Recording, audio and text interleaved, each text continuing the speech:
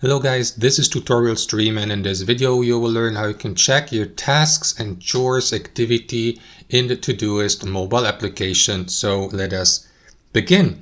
Alright, launch the Todoist application on your Android phone.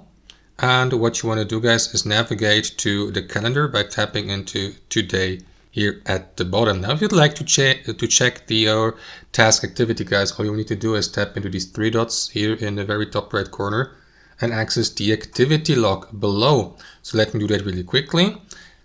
Wait for it to finish loading, and after that you will see all tasks, basically all activities within your Todoist account, like for example tasks you have already started, completed, added, edited it, moved to a specific date, rescheduled, and so on and so forth, guys. So you can go through that list here simply and tap into the given activity if you like to get more information about it here below, or get directly navigated to it, guys. So that's it. Hope you enjoyed it, and I'll see you next time.